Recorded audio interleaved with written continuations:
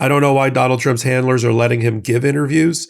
They have been a disaster over the last week, from the Time magazine interview to the Atlantic magazine interview, and now the new, much touted ABC News interview with Donald Trump's handpicked reporter, apparently Terry Moran. But during the interview with Terry Moran, Donald Trump confused a meme that was out there, a photoshopped photo of Armando Abrego Garcia, where he had MS-13 tattooed on his knuckles, except that's a Photoshop. He doesn't have MS-13 tattooed on his knuckles. That's not why they thought he was in a gang. They thought he was in the MS-13 gang, apparently, purportedly, because he wore a Chicago Bulls jersey. But Donald Trump confused a Photoshop that he had previously circulated through social media with the real thing. And when Terry Moran called him out in the interview, he said, "You're not being very nice to me." I'm Michael Popok. I'm not going to be very nice to him either. You're on Legal AF. While you're here, hit the subscribe button. We just crossed 600,000 subscriber threshold, and now we're well on our way to 1 million. With your help, hit the button. It helps us with our content. So Donald Trump's inner circle saw the poll numbers and panicked. They saw a number of things that have happened over the last couple of weeks. All of them have been supremely negative and have rocked the world as much as that hermetically sealed chamber of Donald Trump can be rocked. It was rocked. Supreme Court ruling 1 a.m. against him 2 weeks ago rocked their world. They've now rethought their legal strategy, even though publicly outside the courtroom they attack the judges. Inside the courtroom, they're starting to obey and comply, especially at the United States Supreme Court. So that rocked their world. The tariff disaster debacle rocked their world. They were not expecting that the American people would not give them unlimited time to wreck the economy and beat the economy to death before the American voters' very eyes. So he's had to stop it, adjust it, pause it, fix it, calibrate it, recalibrate it, change it, amend it, all within the last 2 weeks since he announced it. It started out off badly as people realized it wasn't a reciprocal tariff anyway. It was some sort of attack on the trade deficit. Leave that aside for a minute. So that rocked his world. Then his handlers freak out when they see the poll numbers because, they believe in their world. They believe that Donald Trump can do no harm, right? That his poll numbers don't reflect his support in the country. Well, once you get poll numbers that show you're 10, 12, 15, and 20% below water on every major topic, including the ones that you thought got you elected, including the economy and immigration, you may want to rethink your strategy. So a series of poll numbers come out over the last week, right? You've got him 44% approval rating, the wrong direction, right direction for the American people and how they think about the country is 10 points in the wrong direction. So that freaked out the Trump administration because Donald Trump consumes cable news and polls and all of that like McDonald's French fries. So that freaked them out, right? Okay, so you got the Supreme Court decision. Another decision by an appellate court, the Fourth Circuit Court of Appeals, rocks their world. Tariffs don't go well at all. Economy, Wall Street tells them they're doing terribly. And then Main Street tells them, and Walmart voters tell them they're doing terribly. In fact, Walmart went to the White House to tell Donald Trump to change his economic policy, and he did. So now, what are they going to do? Somebody came up with the bright idea. We got to get the boss, the chief, we got to get him out of Bedminster golf course and out of Mar-a-Lago every weekend because that's all he's doing, right? They're putting him in a rubber room in a safe space where he can just soak up people that love him, and he's not getting any real world information. Yeah, so he goes every weekend to Mar-a-Lago or Bedminster and plays golf. And even when world leaders come visit him, he makes them visit him in his hermetically sealed golf course chamber. So somebody had the bright idea, we got to get him out.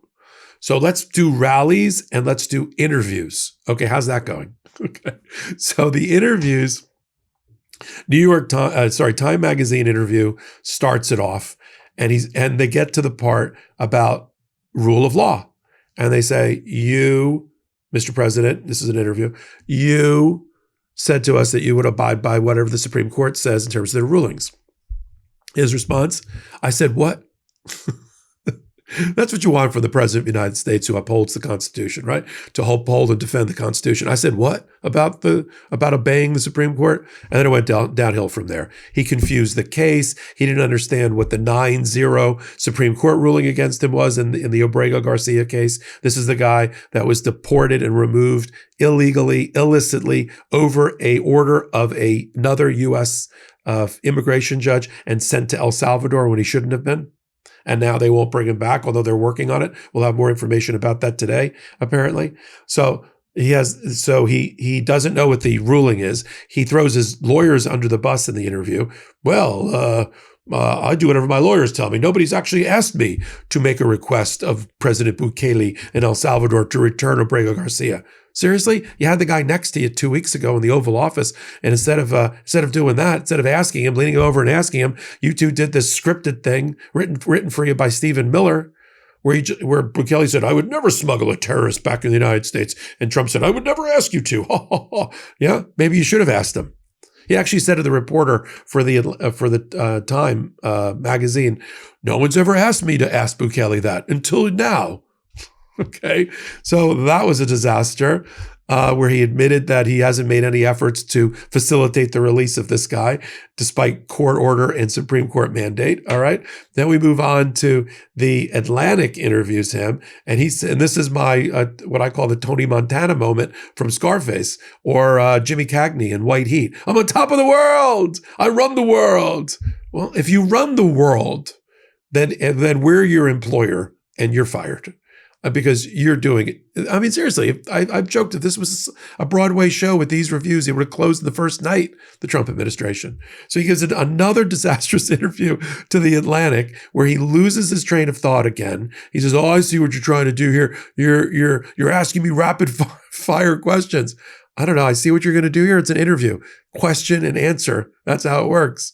So that's a disaster. Then they decide, okay, he's doing great. Let's try him out for rallies. First rally, Michigan. Now, when I heard about the rally, I'm thinking, all right, they're going to get like 20, 30,000 people, maybe fill a baseball stadium or something, or maybe a basketball arena, or maybe a little league field, something, anything. And then he goes off onto that, and there's nobody there.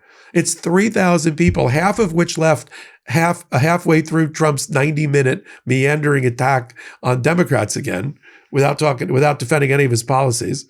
So it's another one of these make Donald. I call it masturbatory. It's just making Donald Trump feel good. Sorry. So that's terrible. Nobody's in line. Nobody's there except for the 20 people that are on the camera. I saw an Australian newspaper reported as massive crowds come out for Donald Trump in Michigan. Yeah, if you say 2,000 people in an arena that holds 20,000 is massive, okay, maybe that is in Australia. But for us in America, not so much. So that goes terrible. And rambling, nobody knows what he's talking about. You start talking about communist leftist judges. Listen, if he had packed the communist leftist judges into the arena, he would have had more people. So now we go to the Terry Moran interview on ABC News. He doesn't want George Stephanopoulos because he's got a big lawsuit. And ABC News paid, $30, $40 million, whatever it was, to Donald Trump for the Stephanopoulos one-line comment about his E. Jean Carroll sex abuse case. He said rape instead of sex abuse. Oh my God. To the American people, did it really matter? But, ABC strokes the check for Donald Trump. Terry Moran, I like Terry Moran. I'm not sure I would have picked him to do the interview, but all right. So they skip over David Muir. They skip over Stephanopoulos. Terry Moran, handpicked apparently, or hand approved by Donald Trump. And they start talking about Obrego Garcia again. And during the interview about Obrego Garcia, Donald Trump, Terry brings up, you said something about him having MS-13 tattooed on his hands. You say it over and over again. But that's false. Let's run the clip. He wasn't a member of a gang. And then they looked, and on his knuckles, he had MS-13. There's a dispute over that. Wait a minute. He had MS-13 on his knuckles tattooed. Oh, he had some tattoos that are interpreted that way. But let's move on. Wait a minute. Hey, Terry. He did not have the letter MS-13. It says MS-13. That was photoshopped. So let me That was photoshopped, Terry. You can't do that. Hey, they're giving you the big break of a lifetime. You know, you're doing the interview. I picked you because, frankly, I never heard of you, but that's okay. But I picked you, Terry. But you're not being very nice. He had MS-13 tattooed. Right. We'll agree to disagree. I want to move on to something else. Terry, do you want me to show you the picture? I saw the picture. And you think it was Photoshop? Well, here we go. Don't Photoshop it. Go look at his hand. He had MS-13. He did have tattoos that can be interpreted that way. I'm not an expert on them. I want to turn to Ukraine, sir. Terry, I want to get to Ukraine. No. He had MS as clear as you can be, not interpreted. This is why people no longer believe the news, because it's fake news. When he was photographed in El Salvador, they aren't there. But let's just go on. They aren't there when he's in El Salvador. They weren't there, but they're there now, right? No, but they're in your picture. Terry. Ukraine, sir. He's got MS-13 on his knuckles. All right. Okay? We'll take a look at that. You do such a disservice. We'll take a look at that, sir. Why don't you just say, yes, he does, and, go on to something else? It's contested. You're not being very nice to me, Terry. I mean, Terry's not the one that said it out loud. This was the campaign that failed over the last 3 weeks to try to tear down the family and character of Abrego Garcia and his wife and his family. They said, the Democrats they're making big hay out of it. He's a Maryland man that was kidnapped and deported. All the senators are going down there. Van Hollen's going down there. We got to do something. He's not such a nice guy. Let's attack him. Oh, he had a domestic violence incident in his life. He's a wife beater. He had 6 or 7 people in the car. He's a human trafficker. I'm not making this up. This is day after day coming out of the White House. While they're not helping you with your economy and your benefits, this is what they do for a living. At their press, at their pressers. So let's go through that. He's a human trafficker. Oh, he's definitely MS-13. Well, how do you know that? Oh, there was a confidential informant. There's an unnamed confidential informant who told a cop who was thrown out of the force because of misconduct. That's the basis. And he wore I'm not making this up, a Chicago Bulls jersey and a baseball cap. And that made him a member of MS-13. Apparently, a part of MS-13 that resides in Western New York. This guy lived in Maryland. So this whole thing's fugazi, right? But Trump, when he gets caught, if it was a woman, he would have said, what he would have said? He would have said, you're a horrible person. You're a terrible, nasty, nasty reporter. Because that's his tell when he's being challenged by a woman in power.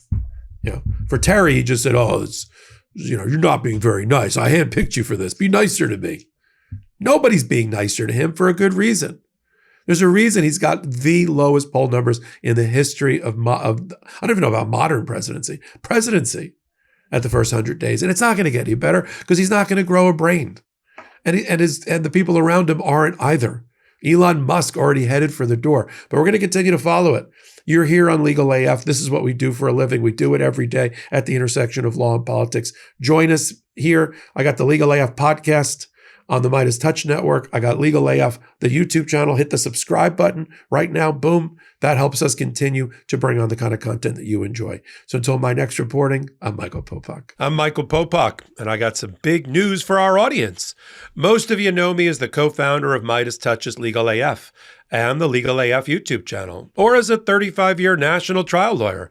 Now, building on what we started together on Legal AF, I've launched a new law firm, the Popok Firm, dedicated to obtaining justice through compassionate and zealous legal representation.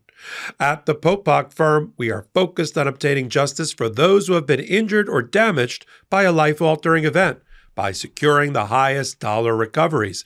I've been tirelessly fighting for justice for the last 35 years, so my own law firm organically building on my Legal AF work just feels right. And I've handpicked a team of top-tier trial fighters and settlement experts throughout all 50 states known as big auto injury attorneys who have the know-how to beat heartless insurance companies, corporations, government entities, and their attorneys.